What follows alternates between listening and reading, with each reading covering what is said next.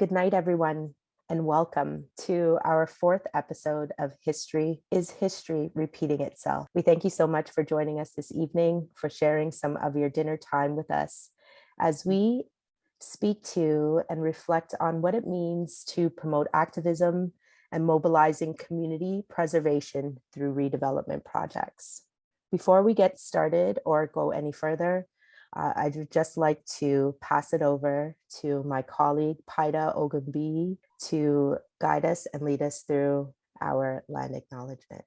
Thank you so much, Kaydeen, and thank you so much to our guest panel and attendees for being here tonight. So I'd like to start by acknowledging that the land that we are standing on, traditionally known by Indigenous people as Takaranto, which means a place in the water where trees stand. Takaranto is the traditional territory of many nations, including the Mississaugas of the Credit, the Anishinaabe, the Chippewa, the Haudenosaunee, and the Wendat people, and is now home to many diverse First Nations, Inuit, and Métis people. We also acknowledge that Toronto is covered by Treaty 13, signed with the Mississaugas of the Credit, and the William Treaty, signed with multiple Mississaugas and the Chippewa bands. And then I'd also like to do the African ancestral acknowledgement. Herein, we also acknowledge the realities and resistance of the displaced Indigenous people of the African continent, who through enslavement and subjugation to colonial violence were forced and coerced into migration and replanted on these lands. We give thanks for we are still here. So the land acknowledgement is a reminder that there is a real history, a journey of many years, experiences, and stories that enables all of us to be here in this very place at this very moment. The agreement made to enable settlers on this land is a central moment that supports our ability to be here as settlers in Toronto, Canada, and we are not disconnected from history. Most of us are from other places, and are we aware of the journey of how we got here? Remind yourself of your journey to get here. Your pathway to this country also represents a time in history, experiences, policies, programs, wars, or civil strife. So in the same way that there are similarities between Black diaspora and Indigenous people in Canada, the similarity is rooted in the history of displacement of entire ethnic groups and taking of natural resources. So these are some things to keep in mind as we move through this presentation and explore the continuous displacement of historically Black neighborhoods. Wonderful. Thank you, Paida, so much for grounding us and landing us in this space this evening. So before we go any further, please stay on camera with me. I think it would be important for all of us as hosts, as North York community housing staff, to say hello and just introduce ourselves. So I'll start. I'm Kaydeen Bankasingh. Shout outs. It's very much my honor to be a part of this amazing team. I am a civic engagement and community action coordinator at North York Community House, and I'm honored to have the opportunity to work with communities across the Northwest region experiencing a redevelopment, revitalization, and displacement in various ways. Can I pass it over to you, Paida? Yes, of course. Yeah, my name is Paida, and I work mainly with Weston and Mount Dennis residents, just letting them know about all the new developments and redevelopments happening in the neighborhood, supporting residents in that process, and then hopefully supporting them in building a community benefits framework.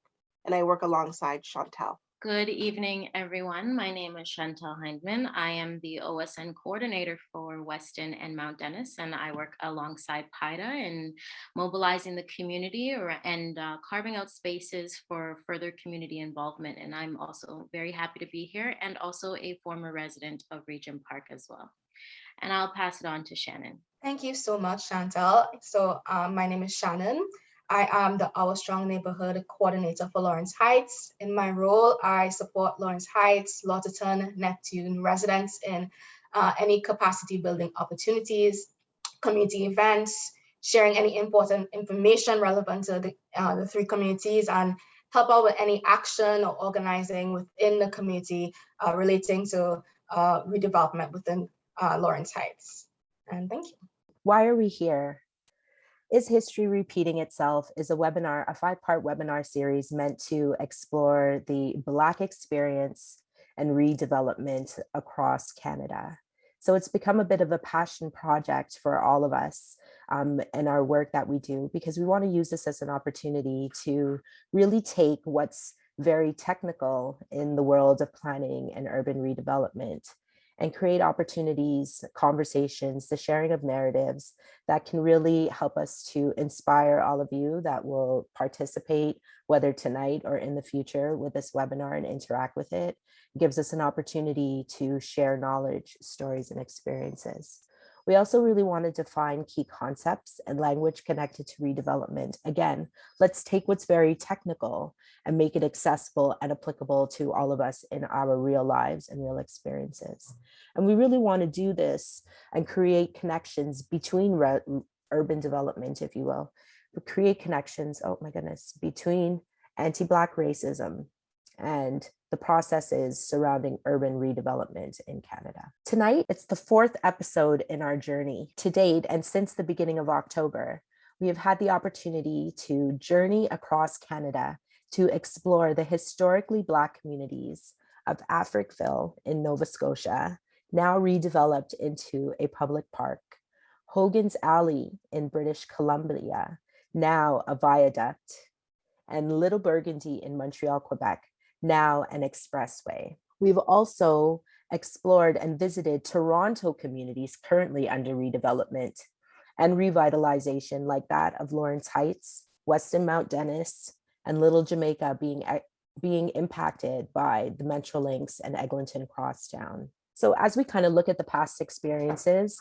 of these historically Black communities in Canada and contrast those and compare them to current redevelopments that we know we are experiencing in Toronto in our communities, are we seeing these same impacts or similar impacts, processes, and exclusions happening again? This has really been the thread for our exploration and our conversation through the webinar series.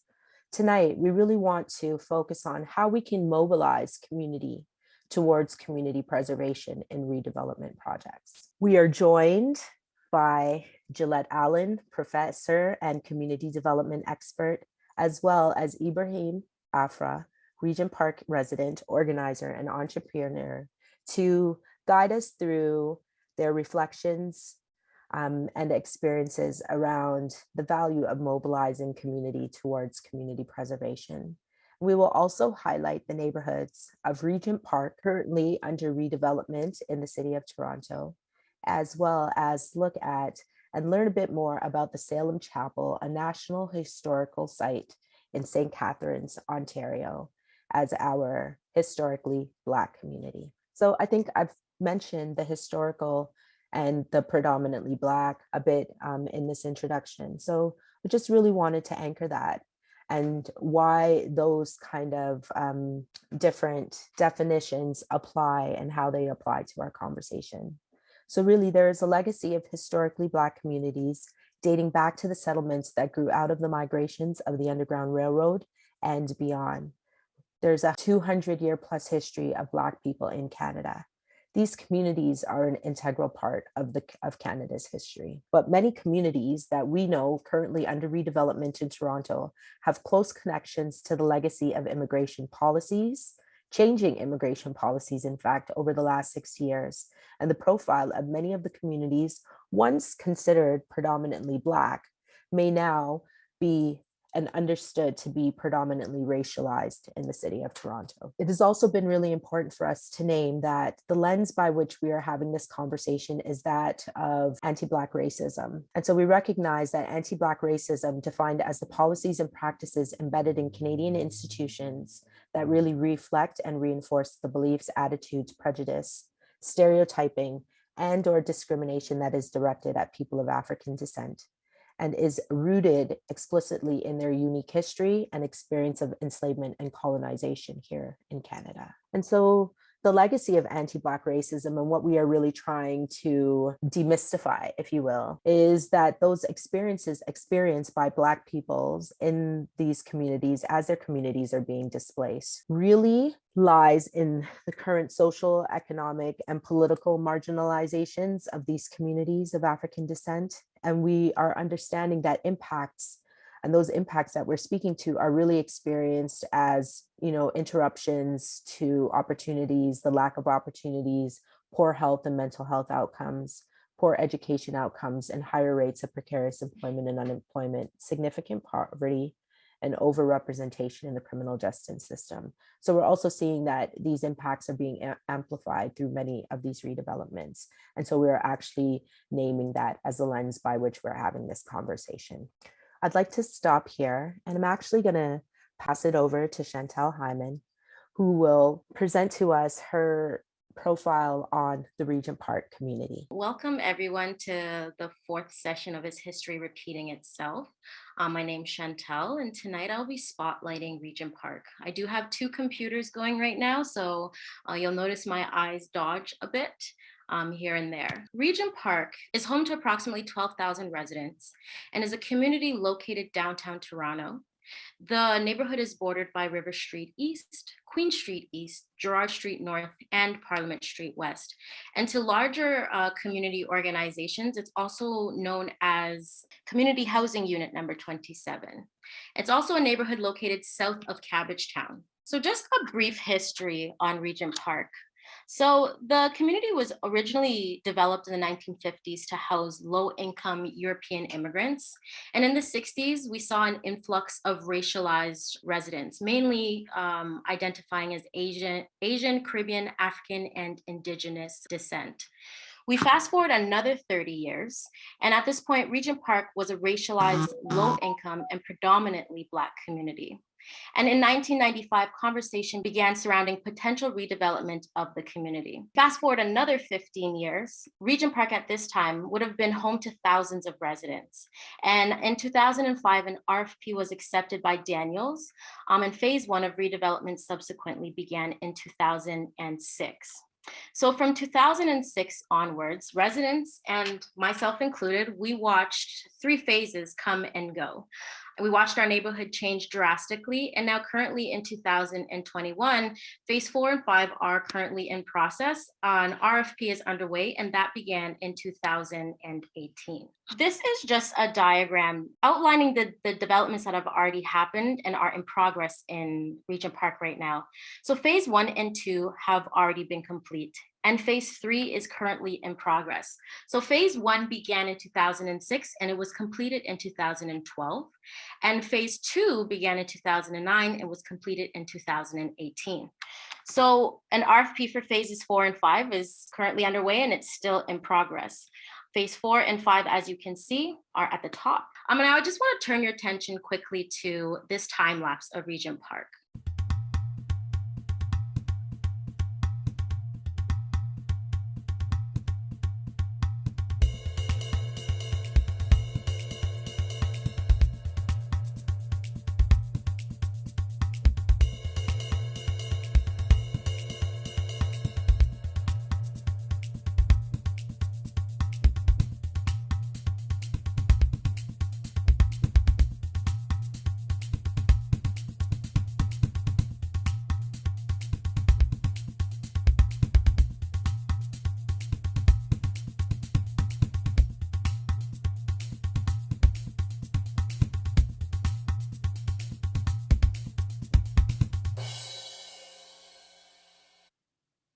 So I'm just going to pause it right here. So this particular time lapse was taken in 2009 by TCHC. At this time, Regent Park had entered into phase 2 of redevelopment, or revitalization, and phase 1 was simultaneously ongoing at the same time. And in just about a phase and a half, we can see just how drastically the community had changed. So just some notable landmarks in Regent Park, and these are not all of them.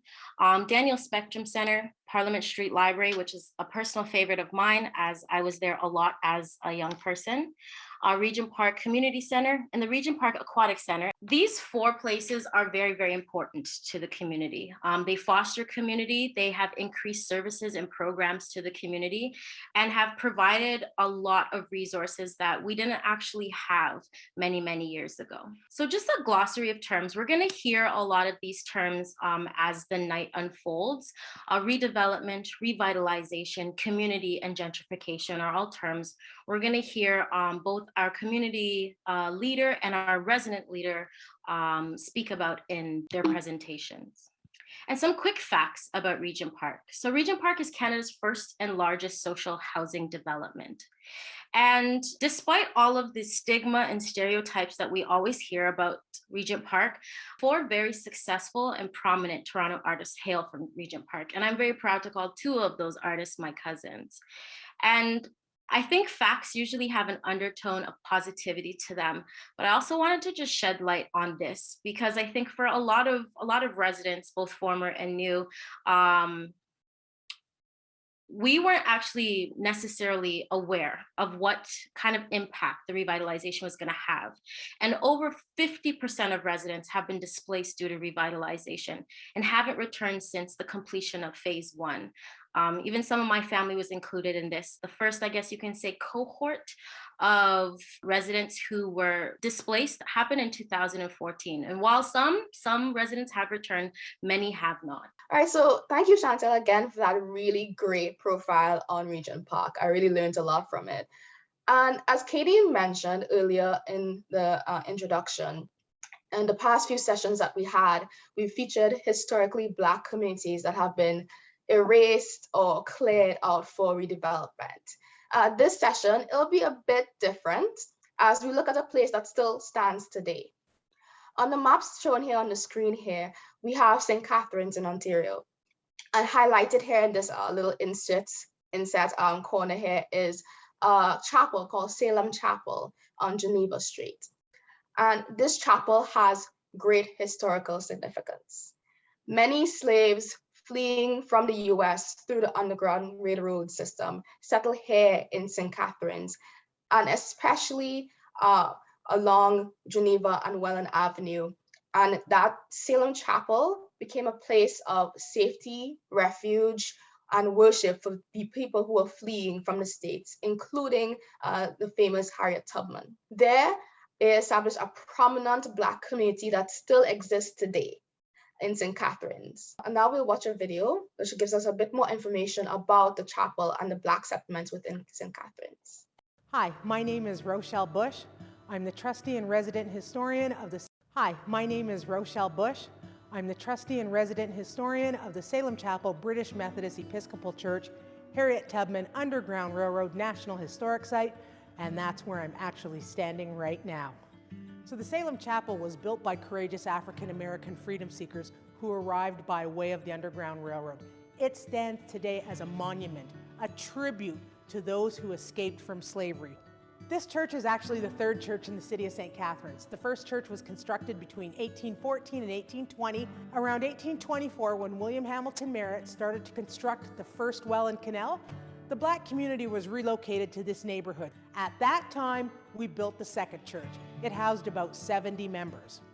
Fast forwarding a little bit, the US government decides to pass the 1850 Fugitive Slave Law, which meant any freedom seekers, runaways or fugitives living in the northern states, or any free Blacks living in the northern states could be captured and returned to slavery.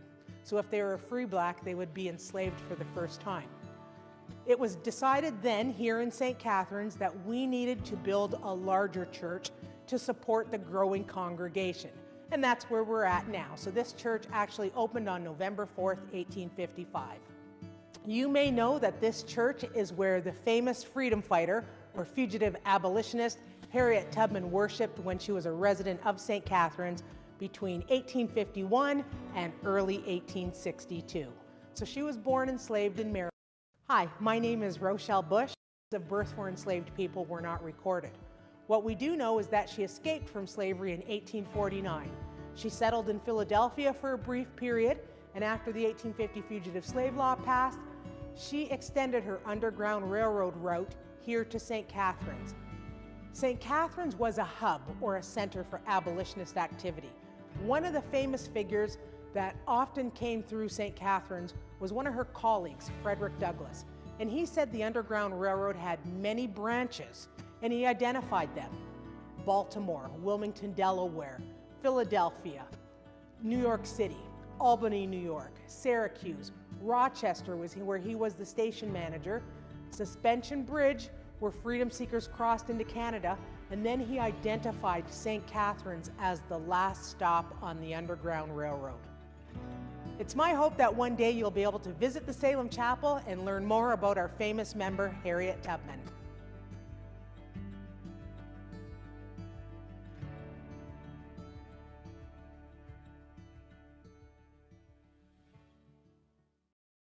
So I hope you all found that video enlightening and informative. I really hope you keep this information about Regent Park, all our introductions and the terms you've learned so far, and also about St. Catharines in your mind as we move on to the next part of our session here with our honored featured guest speakers. Thank you. Thanks, Shannon.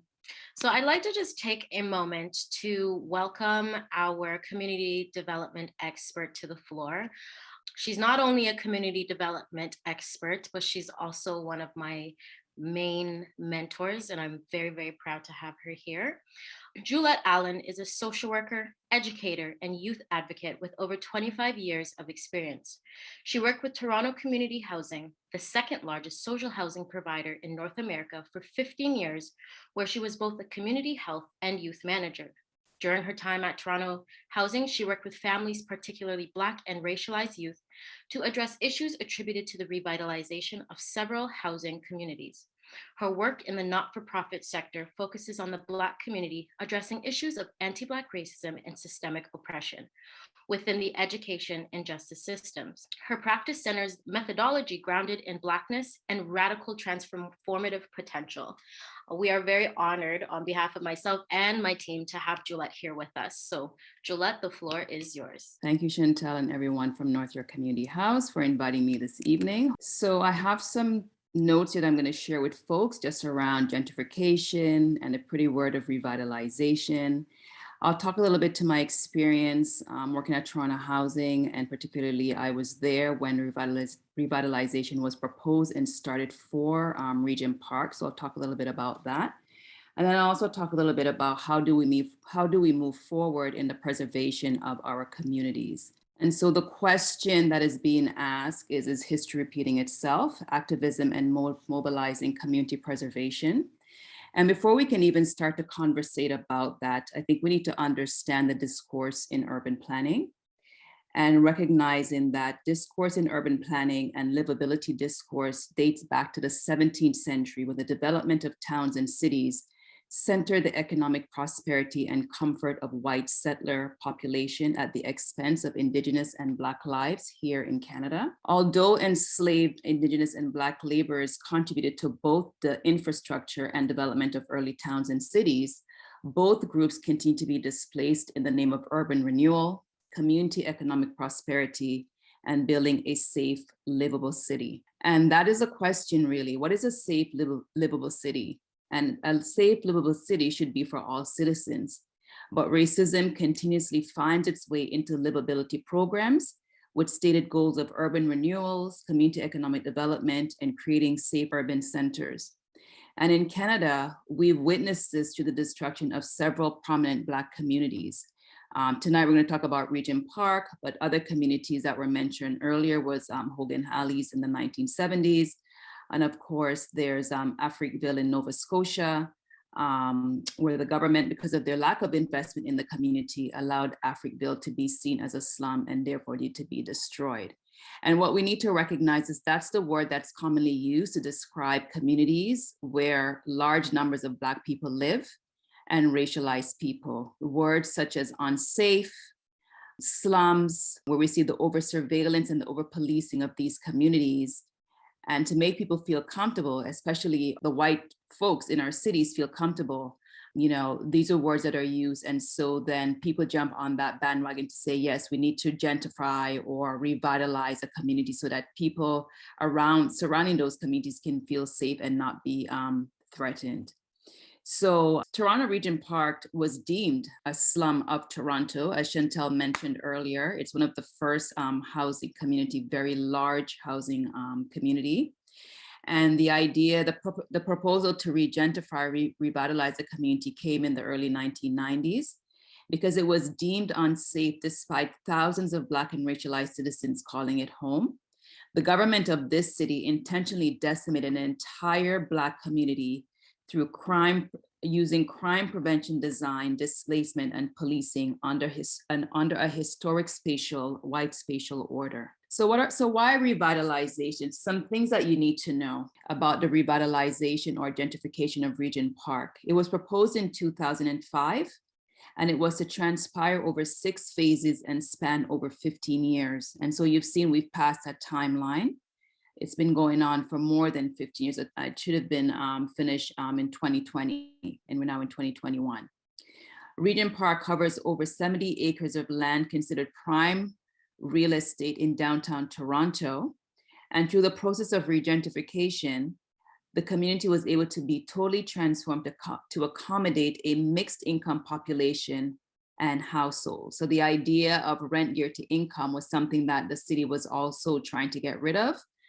Which is why you see many the folks who were displaced never returned to the community. Residents were to did bear witness to the rapid demolition of historic or much loved buildings and the reconstruction of community spaces that no longer seemed familiar to them. A vulnerable community experienced social and emotional disruption in their lives by being relocated into communities where they were not familiar with, into communities that they felt unsafe, and into communities that they didn't belong, and being separated from families, as Shantel and I'm sure Ibrahim will talk about later on. So there was no spatial compensation or meant for the slow but steady disappearance of Regent Park's culture that was tied to its physical landmarks and spaces, and Shantel referred to some of those earlier. And so when it is all said and done, when this gentrification is finished, there will be 5,400 new condos will be built in the 70 acres of Regent Park, with only a quarter of those new homes will be subsidized for low-income residents. When the process began, there were 7,500 tenants living in 2,083 rent-to-geared income units, and those have slowly disappeared. They've been eradicated. And so, as I said earlier, I was at Regent Park. I was at Toronto Housing when the proposal was accepted to change the community. And there were community consultations held with residents. And something that they did was they took the approach of hiring within the different ethno-cultural and demographic communities within Regent Park, so that they could have these consultations. And then these residents that were hired would then go back and engage with their fellow citizens. They were employed by Toronto Community Housing as community animators, and they were involved in all facets of the project, from the design process to the material development. And I guess this has kind of given the residents some kind of social power, something that they've never held before. Community animators who were already situated within the social network of the neighborhood and of their respective communities nurtured networks to transmit information and facilitate community feedback. But I think throughout this process, what we realized is that a lot of the agenda was set by the developers and by Toronto Community Housing itself, who really believed that they were empowering and engaging citizens in a fair way. The engagement process involved doing environmental scans. There were 3 rounds of consultation, where each round became increasingly focused on specific issues amongst residents concerning the use of the land, the planning of the land, and how residents would be affected by the revitalization process.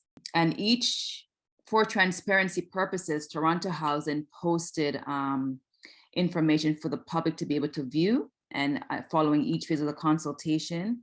And all meetings and communications during this project were conducted in 8 languages, with actively offered aid by the community animators to residents accessing the information sessions. So in fairness, Toronto Housing, they've patted themselves on the back, feeling that they've done a really good job. But at no time did people take into consideration the displacement of the citizens of this community. I worked very closely with young people who were very concerned about leaving somewhere that they called home, having to go to new schools, having to go to new neighborhoods. And if people are familiar with social housing, you'll know that oftentimes there are communities that don't get along. And oftentimes families were being asked, or families were being moved into these communities where they felt threatened, especially for young people. And so there were sessions that were being held where young people were able to voice their concerns to staff at Toronto Housing, as well as to the CEO. But again, because of the density of Regent Park, people had to be moved out so the tearing down process and the building up process could take place. And so as Shantel mentioned earlier, many of these folks did not end up returning, especially once phase 1 was completed, because they had moved out to these communities. The phases were taking so long, and so they had gotten settled into these new communities, despite some of the issues that they faced moving into these communities. You know, urban planning and planners are very complicit in racism when it comes to urban planning and urban planning renewal, especially on a large public scale, such as using through revitalization. And tend to reinforce and have exacerbated racial disparities through forced tenant relocation and displacement caused by a process of gentrification in low-income Black communities. And so before we can even start thinking about going forward, I'm glad that Kaydeen framed the whole concept that the lens through which we're looking at this through is anti-Black racism and the importance of it.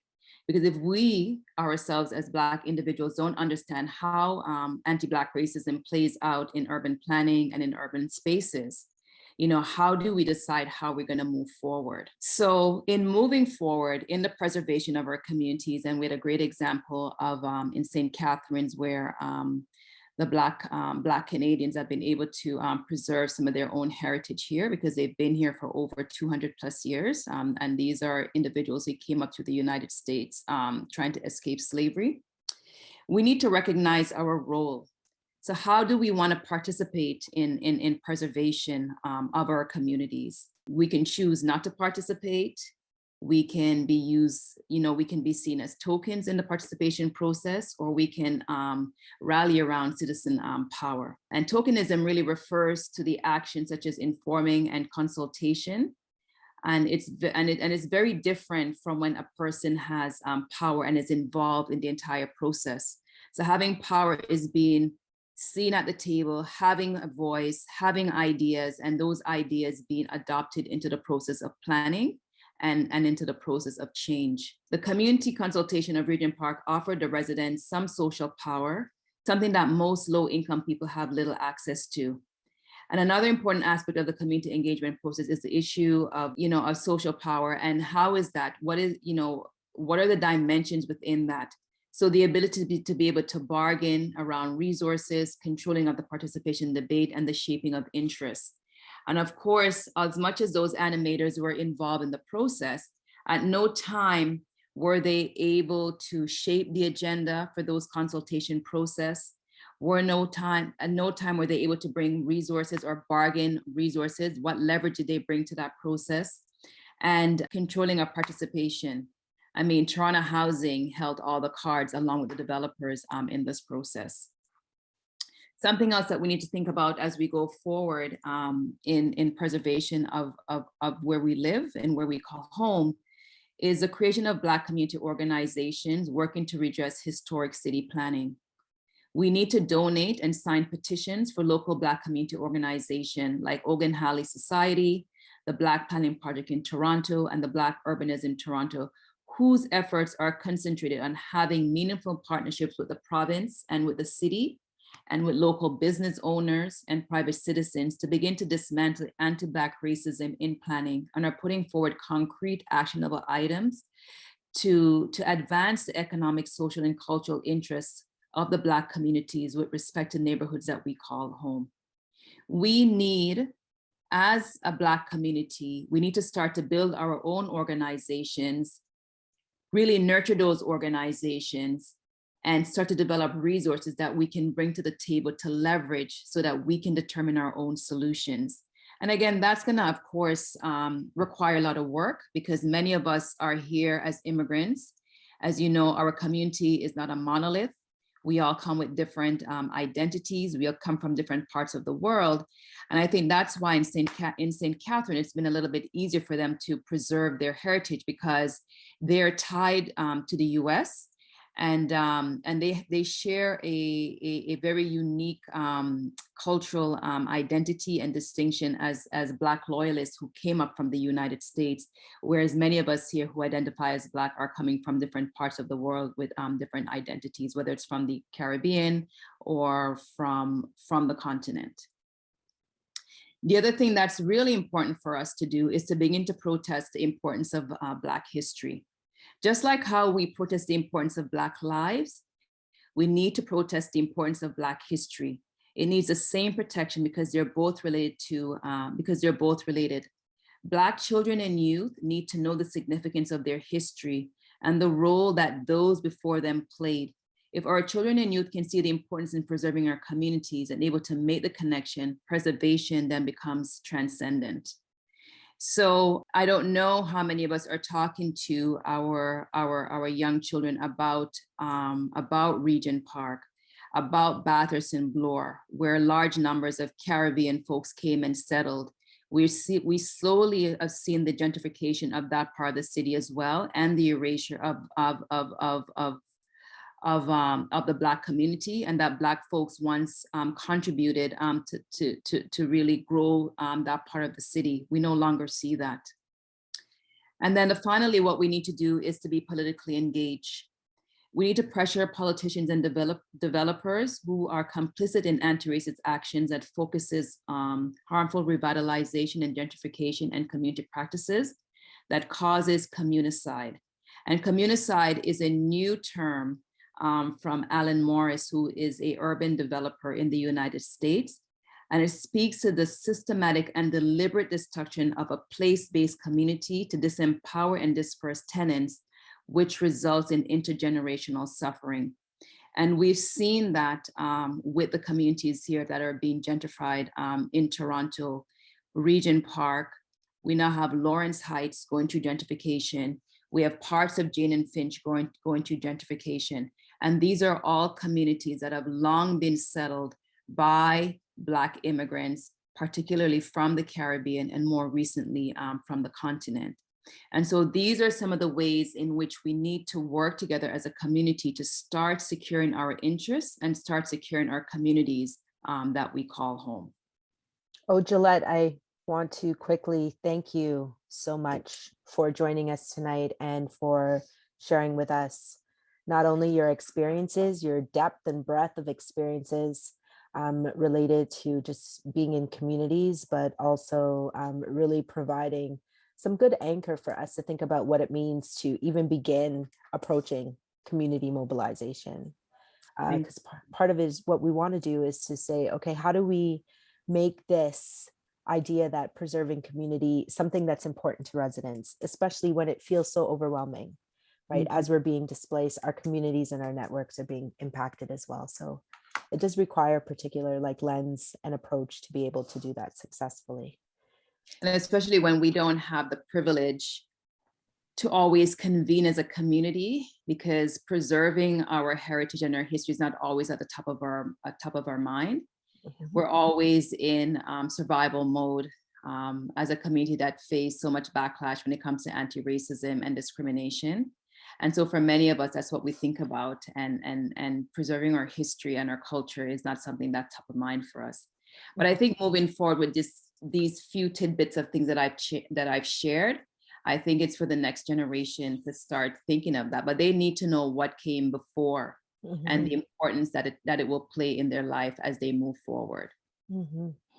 Thank you very much. Thank you so much for being here with us this evening. So this evening, we'll start off with Mustafa Ahmed, and he is a poet, better known as Mustafa the Poet. He is the son of Sudanese parents, and he's Regent's Park very own artist.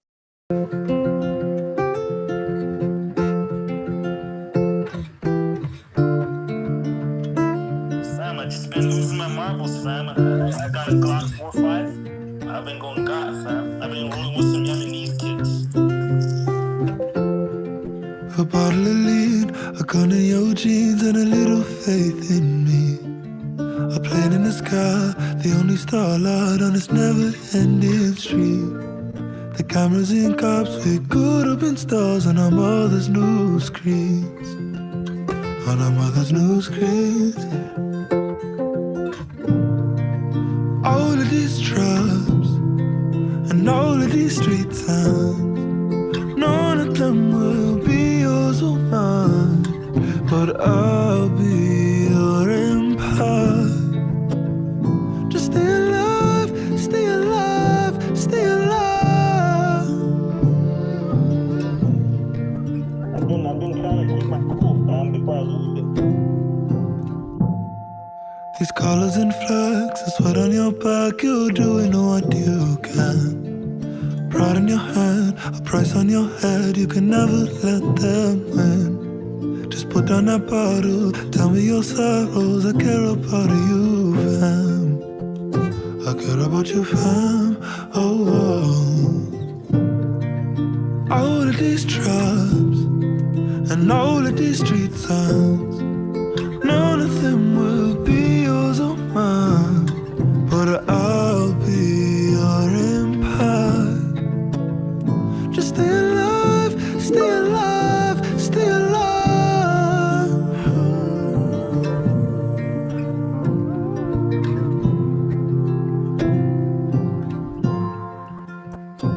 For me, I'm just trying to keep my head above water, fam. And if they take it all away, our freedom in our hearts and that glow in your face, I'll remind you who you were before it changed. All of these tribes and all of these street signs, none of them will be yours or mine, but I'll be your empire. Just stay alive, stay alive, stay alive.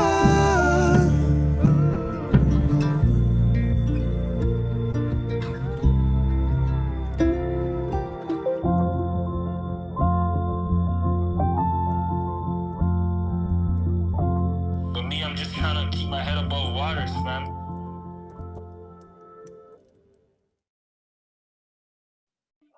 Great, thank you. And as Shantel noted, that quite a few family members of hers were actually in that video, and also just in relation to that time lapse that we saw at Regent Park, it doesn't look like that at all today. So yeah, it's pretty, it's almost nostalgic looking at videos like that. The next artist we're going to hear from is Kaydeen's Weapon. He's better known as Roland Rolly, or that is his stage name, but he was born as Roland Pemberton, and he is the Poet Laureate of Edmonton, and I believe that was in 2014. He was a Poet Laureate, and actually next week we'll be having the Poet Laureate of Ontario joining us at next week's webinar. So we hope that y'all come again and join us for the final session. So the video that you are about to watch, it's called High Rise, and it just addresses gentrification going on in Regent Park.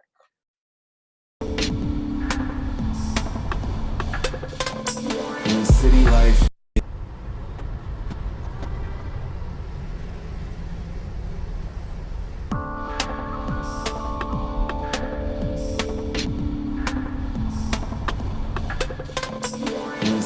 has got you down, and all day you search around. Get on your feet and off the ground. Let's move into a high rise. City life can drive you mad. I've seen it happen, it's so sad. Just log out, stop checking ads, and move into a high rise. Who needs community? Not me and you, or you and me. Swimming pools all in our suite. Beats the view on College Street. Who needs the shops and schools? Not you and me, or me and you. Baby girl, you know it's true. We're moving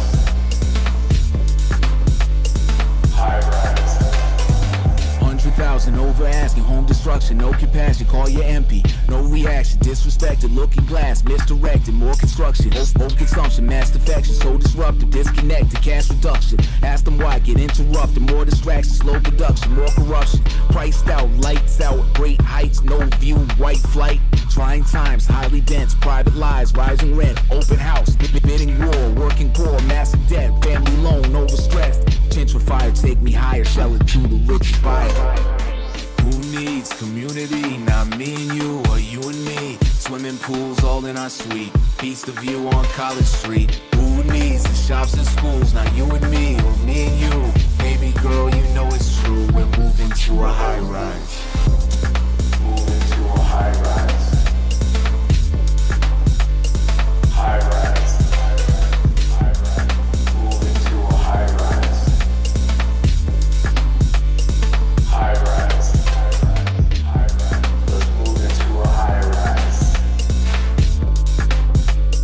High rise. High rise. Fantastic. Thank you so much, Paida, for just setting us up and connecting us with some good music. But more importantly, I also felt just really impacted by the messages of the young people who are saying that this is the way that they're experiencing their communities changing and the loss of identity. And in fact, moving into high rises is not a substitute for strong communities and strong networks. So thank you for so much for putting us on. So we will continue on with our program for the evening. And I'm very honored to have us joined by Ibrahim Afrah, Regent Park resident. And so since coming to Canada in 2001, Regent Park has been Ibrahim's home. He has lived in the community as a Toronto community housing tenant for nearly 20 years and is recently a father of a daughter who is the joy of his life. Congratulations, Ibrahim. He works, volunteers, and plays in Regent Park and is building towards a not-for-profit organization called Vision of Tomorrow. And working towards a for-profit organization called Vision Real. Vision of Tomorrow is how I give back to the community, or is how Ibrahim gives back to the community. And Vision Real is how he will provide for his family. And I can really quickly here offer also a brief bio of Vision of Tomorrow. And it states that Vision of Tomorrow is a grassroots group in Regent Park who believes, begins, and builds projects and programs that bring a better tomorrow for their communities.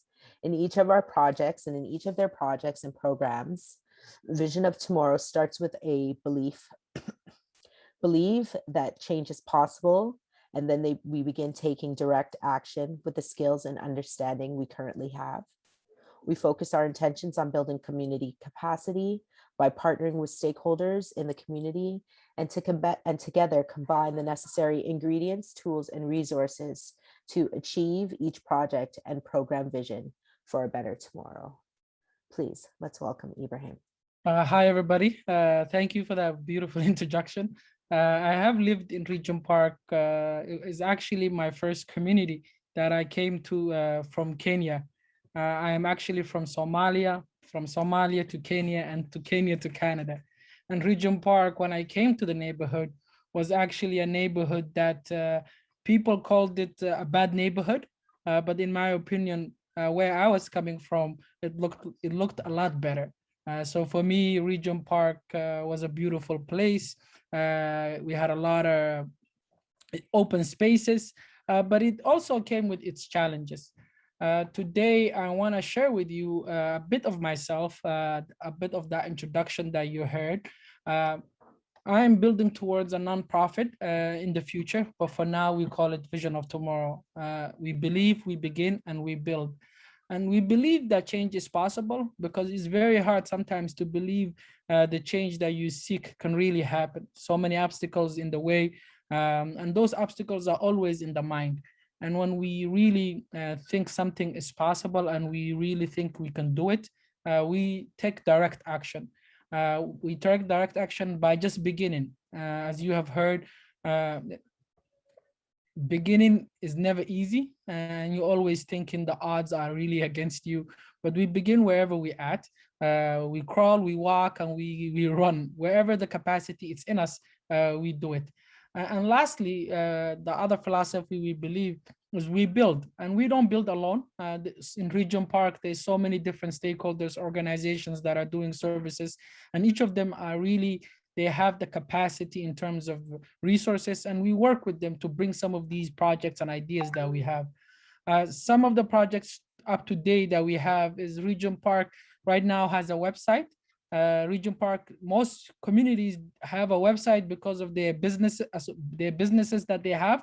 So Regent Park never had a website. So I really learned how to use Weebly. So I made the first community website for Regent Park. So if you go today, regentparksocial.org, you will find all the information about the community, what is going on in terms of events. So that's one project that we did. Another project we're working on is something called the Social Change Library. This is going to be at the first floor of Daniel Spectrum, one of my favorite buildings. And this building, the Social Change Library, is really to look into the past and see how change really happened. So it was very wonderful to see the story that was just shared with us, how slavery happened and how some folks through the railroad came to Canada. And we're really going to look into many of around the world, how change really took place from South Africa to India to the civil rights. And we will watch, read. And so this is my way of sharing that history with the community so they know change is possible and others have done it. One of the other projects we have is called the Regent Park Tours. So many people are talking about Regent Park today. The community really needs to tell its own story. And this is our way of sharing Regent Park with the world and those around us who really want to come see the neighborhood. We have many other projects. I will not talk about more, but I want to show you a look of Regent Park, how it looks like today. Long time ago, they closed them down. Thought it was the right thing to do. I'm gonna one more to give it a chance here. How we could blow it, taking out the avenue. Years go by, we learned a thing or two. Our front doors are right on the street. Right on the street. All comes around, what soldiers knew on the street. That's where we'll meet. And now we're dancing down the avenue. Dancing down the avenue. Dancing down the avenue. Dancing, dancing. Dancing down the avenue. Dancing down the avenue. Dancing down the avenue. Dancing, dancing. Hey, Regent Park. So if you really look at the community, today there's so many things wonderful happening in the community. So many of the facilities that we used to have in Regent Park, there used to be not a lot of facilities. The only facility you would see in Regent Park was a grocery store and a community center. But today, like the song says, we have beautiful swimming pools. We have an athletic ground. The athletic ground is so big. A lot of soccer is played in the community right here. And what is interesting about the neighborhood is that so many of these facilities are brand new, but challenges also exist. And some of the challenges that exist is the use of the facility. Because these are city property, everywhere in Toronto, people come and register. So the community right now is currently talking to the city and saying, hey, we have these brand new facilities. We need access to them. So the community is organizing towards accessing these facilities. But I wanted to share with you my own experience growing up in Regent Park. When I came to Regent Park, I really came in from back home, where Kenya and Somalia. And my idea when I came to the community it looked beautiful to me. But as I grew up in the community and I saw some of the things that were happening in the community, then it really became a community that is positive in terms of the connections you make, the culture, the people you know, and also a community that had its challenges. Some of the challenges it had was everything that really you required, you had to leave the community and go outside the neighborhood. The basic things as even banking, grocery store, there was not a single grocery store in the neighborhood. So when we're talking about revitalization, for me, revitalization had many components. And one of the components was, as they say, we are opening up Regent Park to the surrounding area. And that did happen. They also brought in a lot of the necessity items like a bank, like a no for reals, like we call it, we have a Freshco, it's not a no for reals, but so many of the basic things that were missing came back. Then as I grew up, revitalization, when it was happening, I was not interested in community. I was just going to my school, coming back. I didn't really care about community advocacy. Then one thing that really happened to me that woke me up from my sleep was that I realized when I was graduating high school, I didn't graduate with really high marks. I kind of felt through the cracks and I realized I was going nowhere. There was a time for me that it was hard because I realized my future looked awful to me. Then I came across different books. I came across this author named Gene Sharp, and he is the one who really showed me what power is and how power can be. Power is the means to achieve one's objective.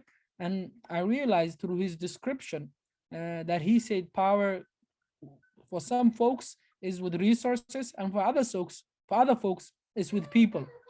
So I got to learning about how nonviolent activism works through people power. I studied myself how that really communities can come together and really go after things that matter to them. And I became a volunteer. I started volunteering everywhere in the community. Most of the nonprofit organizations or the grassroots organizations I am right now, or I used to be part of it. I know so well some of these grassroots who they are. The more I got involved, the more I realized that any change, for change to occur, you really need the community to be engaged, and you need the community to put themselves in a situation that confronts the other source of power. So I wanted to talk to you about what does that mean. So one of the questions that I was asking myself, how do residents mobilize, and what gives you, and what have you found your work or was challenging? So this video really captures what it means to mobilize and what it means. The answer really lies in learning about power and how to read and write power. So I'm gonna play this video in hopes that it explains how do you mobilize. And in order for communities to mobilize, they really must see power from a perspective to them. When I was young, I only saw power coming from above. So this video is going to explain how power can be mobilized by people.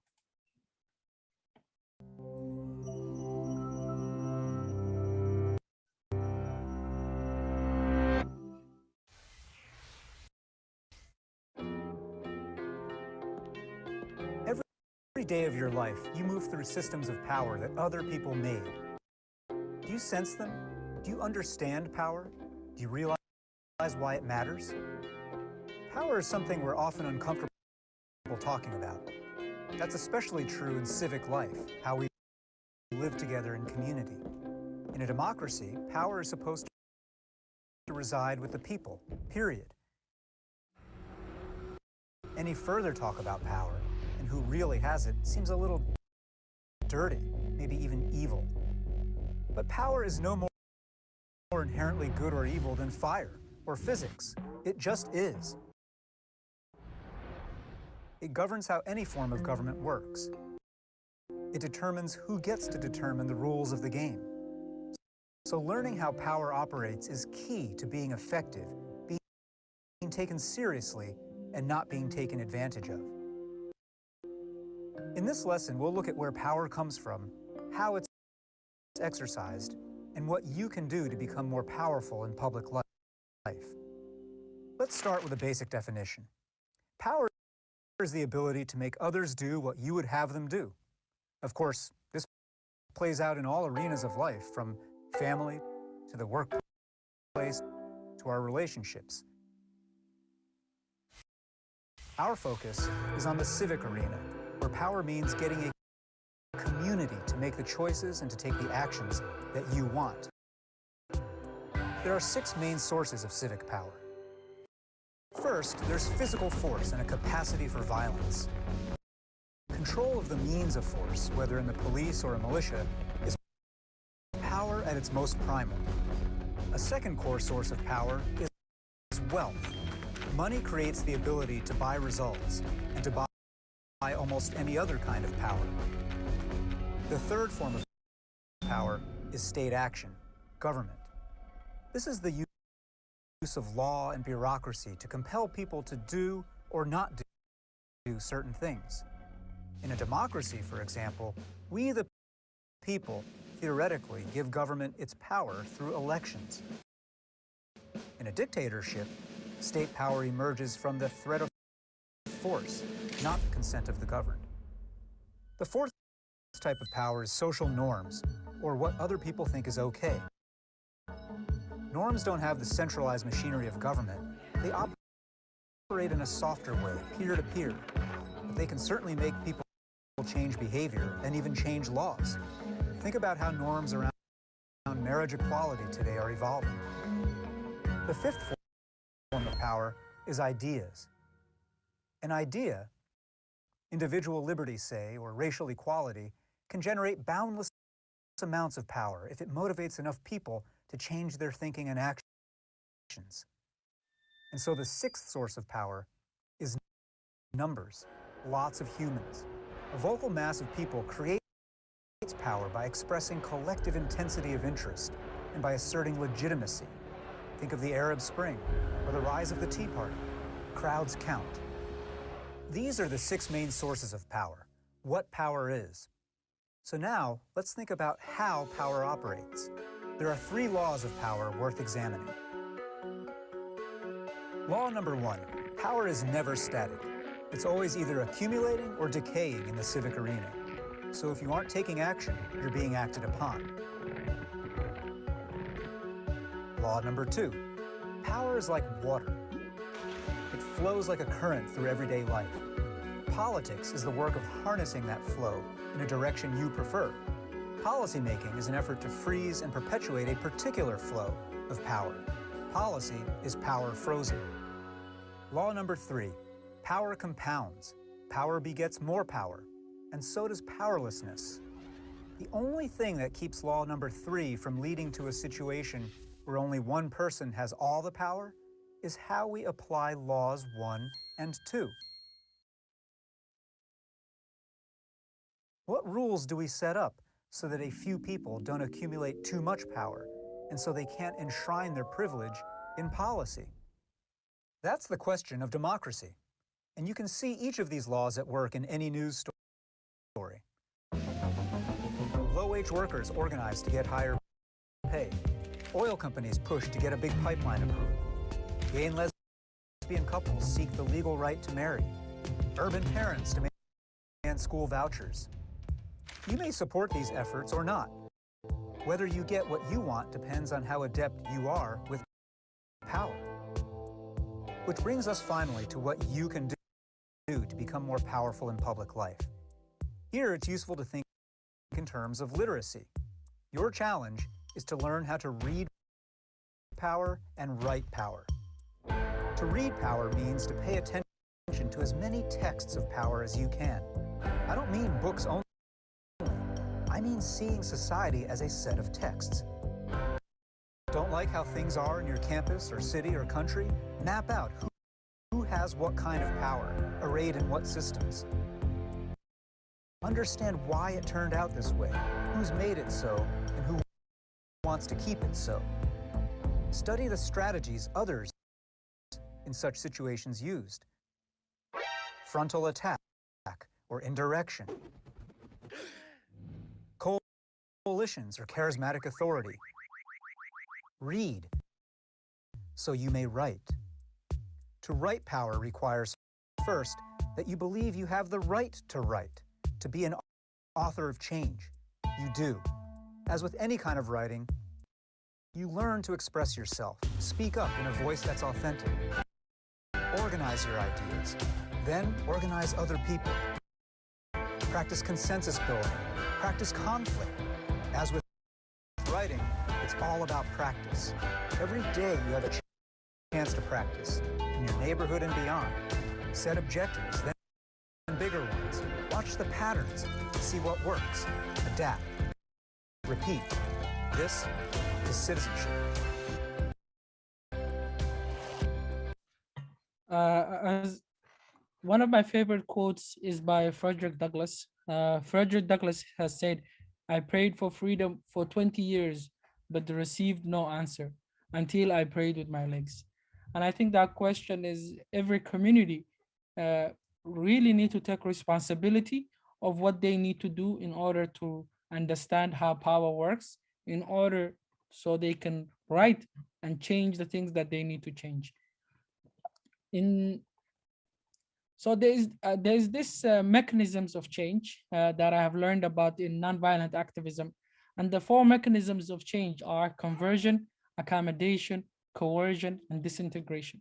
And many of our community within Regent Park, today, I think what we are really learning is how do we convert others, whether it's Toronto community housing, whether it's the city, to really listen into the community's needs, what those needs are, and what we really want. And sometimes I'm really surprised by the action of the community. I have a twin brother, and my twin brother also does a lot of community advocacy. And he really has shown me by having dialogue and conversations with the other. When I say the other, I mean those in position of power. And sometimes when you talk to them morally, logically, and some of them listen, some of them convert, some of them say, what you say makes sense. And they are in the position to give you what they need. And a lot of conversion has happened in this neighborhood in trying to fix some of the challenges we face. If conversion doesn't work, what really needs to happen is the community needs to step up its ability, and its ability for the next mechanism is accommodation. And you won't be accommodated until the other side really sees you as somebody who is bringing a problem to them, and that problem being more that it's better for them to accommodate you. So this takes, the community have to be organized, the community has to know what is going on, and people need to come out and really express what they're asking for. And when that happens, you get accommodated. One of the challenges in my community and in many other communities is each level of mechanism you go up to requires a level of organization. And as some of the speakers and some of the folks that talk to us right now told us, that everybody is busy surviving. So the community is limited by how many people that can engage with these kind of organizing. And as you have watched the video, some of the power of the community is with numbers. So how many people are willing to come out? Coercion and disintegration is the other pieces of mechanisms, and this further requires more action. If you study nonviolent activisms, and from this author, he passed away, his name is Gene Sharp. He has written many scholarly work of how the past used all of these techniques. But today I wanted just to share with you these 3 examples in my community. So the Regent Park never had a community center back then. The first community center, how it came about, is really an interesting story. The community has asked for one, and the government said, or the city said, we don't have enough money, we can't give you anything, we can't build you anything. So the residents, and all of them being a Toronto community housing, took from each other $2 from their rent. So they committed to themselves and told what used to be the old Toronto community housing that take $2 from us, and those $2 we will showcase, we will fundraise a community center for ourselves, a community center where we control and we manage and we build. That money has turned out to be 10,000, and Toronto community housing said, okay, let's add that money to our own money and really show the government, the Ontario government, that this community requires a community center where their kids can play in a safe place. After that money was raised, the government saw that this community is very serious. So they built us the first community center. That money never got used, and it turned into something called the Legacy Fund. That money right now is being used in this neighborhood to do activities and events. The interest that come from that money, every year we organize events with it. And that is something that I wanted to share, how this legacy of this community that used accommodation. They tried to convert, it did not happen. So they had to go into the second level where they have to do something that showcases their power. The second example right now, we are in it. It's called the Social Development Plan. When Regent Park was being built, the idea was that it's not going to be built physically, but that there's also a plan of how these two communities, one TCHC and one being market, how do these people live together that are from different backgrounds, different socioeconomic status. So this plan was created, but the plan had no money attached to it from funding the ideas that go along implementing a social inclusion and what we call a social cohesion. How do we all live together and improve our community? So the community advocated for the funding didn't come to the SDP, but because of advocacy of stakeholders and residents and grassroots, we went to City Hall and we asked for funding. It took a long process, back and forth, and it almost didn't get funded. And we officially got funded in 2020. $4.5 million was given to the SDP to implement social inclusion and social cohesion. One interesting activity that is coming up is phases 4 and 5 of revitalization. We have a new developer, Tridel, but the TCHC is still the master developer. So we're talking to them and we are asking for community benefits, direct community benefits that the community has influence over. And this is ongoing negotiations, but we have secured an estimate of $2.6 million that will go into employment, that will go into the social development plan, and that will go into many other activities. So what I wanted to talk to you about that, in my experience of revitalization in Regent Park, I can only speak for what I have experienced. I know I have heard in this presentation that so many folks in the neighborhood did not come back to Regent Park. I'm also interested in why that is happening, because when I was moving out from this neighborhood, they gave us a document called the Right to Return, and you signed it, and that guaranteed that every resident can come back. But there's many loopholes into these documents that maybe some people didn't come back. And I want to understand also for my own advocacy, what are the reasons why some folks did not come back. My family got moved into a location. We were one of the lucky ones. We did not go as far away from Regent Park. We went to a near community. After a year later, we came back to a brand new building. But what I realized from my own experience is that you can build the buildings brand new, but it really takes a community, it takes a mindset of a community to work together and to really challenge some of the challenges that exist. And if a community is not prepared to take on that level of activity, then as you have heard in the TED talk about power, power is dynamic. That if there isn't a force going against the other side, then policy and all of these other mechanisms are used against the community. So in my opinion, I think communities need to champion their own causes and learn to read power and write power. I also say that we have a lot of history from our ancestors that they did not wait for change to come to them. They were the change makers. They did everything in their power to challenge the status quo. This is my contact. If you want to come see this neighborhood through a tour, you can book a tour and come see Regent Park, and from regentparksocial.org. You can visit visionoftomorrow.ca, and you can send me an email if you want to chat about how change happens. I definitely want to learn more. I thank you very much, and I end my presentation there. Thank you so much, Ibrahim, for sharing your experience of living in Regent Park, especially during this continuous, which never seems like never ending redevelopment, construction, whatever term you want to apply to it. You really hit the essential points about the intersections of power and community mobilization. And I think that's really important because total power doesn't always, lie with governments and developers, right? Even community residents have power. And you spoke about the importance of the power of numbers and also the ideas as well too. So it's important to understand power and how it operates, and using that knowledge and that understanding to be able to mobilize and incite change. So it's never really easy to organize and mobilize in communities. I know that. So I really thank you for sharing this important knowledge and how you applied it to your lived experience in collective action and organizing in Regent Park.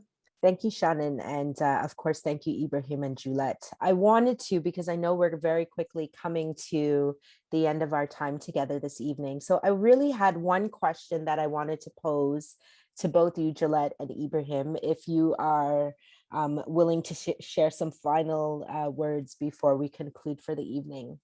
So Julet, in your presentation earlier, you had referenced a term, communicide, if I've said it correctly, and please forgive me if I haven't, to correct me. And a few sessions ago, or a couple of sessions ago, when we were joined by Neil Logic Donaldson, he had referenced a term as memory genocide. So I immediately made a connection in this various ways about what it means to erase or eradicate these parts of ourselves that are not necessarily embedded in the buildings and embedded into the built structures that we know are more or less getting the prioritizing in these redevelopment projects. So I actually wanted to ask, in your final comments, what might be some final words that you would want to express to community and maybe even specifically to youth around why preserving community is important, and really just kind of referencing this idea of the communicide or the idea of the memory genocide. Right. So I think first and foremost, as Ibrahim said, and as demonstrated, is investment in your community. He recognized that by having power, he needed to be socially engaged in his community, and that the change is going to come from within individuals who live in the community. And so there needs to be that type of investment from our young people, especially. I know many of them don't see community maybe in the same way that other older folks may see community. And I know for many of them, community can be combative, community against community, having beef in community. But they need to look at community as a place where history happens, where you invest and you build, as Ibrahim says, and have the belief that you are the change within that community. Because all too often, Black communities have gone through communicide because of the labeling and the stigma that's been placed on those communities. The idea that these communities are slums, they're ghettos, they're overrun by crime, and so you get the over surveillance and the over policing of these communities. But if we can look beyond some of those and start building, tangible building within our communities, I think, we can prevent some of these things to happen. And I think also importantly, I think it's for young people to become politically engaged. People need to recognize that within politics, there's power. And oftentimes we've been shut out of certain buildings, we've been shut out of certain tables where decisions are being made, and we have to start pushing our way into those tables because we have great ideas just like anyone else. And being part of organizations for example, there's the Toronto Black Urban Planners, who are really making that effort to let their voice be heard, especially when there's developments happening in the city. And so to really support the work that they're doing. Oftentimes, I know we go about our own business, just doing what we need to do to get by, but there are people out there trying to make changes that's going to be tangible for all of us. And so we need to, if we ourselves can't be involved in the work, at least throw our support behind these groups and these individuals to prevent some of the decimation of our communities that we're witnessing here in the city. Thank you so much, Julet, for those final comments. Ibrahim, I wanted to ask if you'd like to take a moment just to offer some final words of encouragement around why preserving community is absolutely necessary in our redevelopment program. I always like to say that there will always be somebody who, from their own interest, will do what they can using their own power. They have the power to achieve what they want to achieve. And it is really, it's in the community's hands for them to say, hey, we need to challenge this. These things are important to us. And if they are so important to us, what tools do we have in order to make sure that we preserve them ourselves? Others are not doing it for us. What do we need to do in order to make sure that this happens?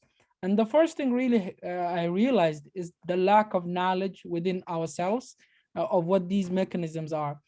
For me, it really took a long time to believe in there is power that I have access to. I come from a background or a frame that in order to get what you want, violence is the answer.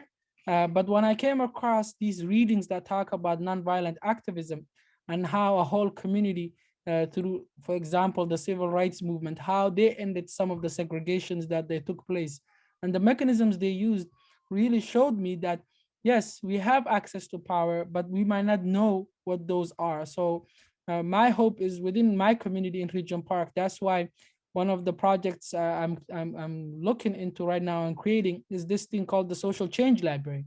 How do we understand our own history? What lessons can we learn from these campaigns that really won against massive dictators, people who used violence, and they won against them? In a world of today where knowledge is accessible, our people don't have this knowledge. We are blinded by it. And if we are blinded by it, then how do we feel hopeless? There is no point. So I think communities need to take their own destiny in their hands. And as Vision of Tomorrow says, we need to believe, we need to begin, and we need to build. And we cannot wait for others to do it for us. Thank you. Thank you so much, Ibrahim. In the interest of time, I really like to thank everybody for coming out tonight. Thank you again to our guest presenters for enlightening us tonight. I don't know about you guys, but I know I learned a lot and I have a bit of reflection to do on my side. So it was great. It was a great session today. So our last session is on November 29th.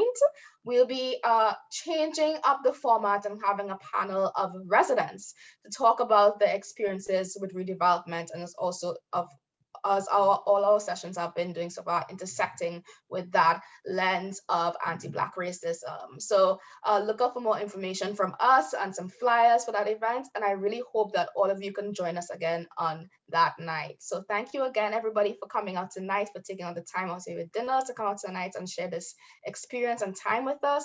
And have a good night, everyone. Thank you. Thanks for having us. Take care, everybody. Have a good Bye, night. guys. Bye.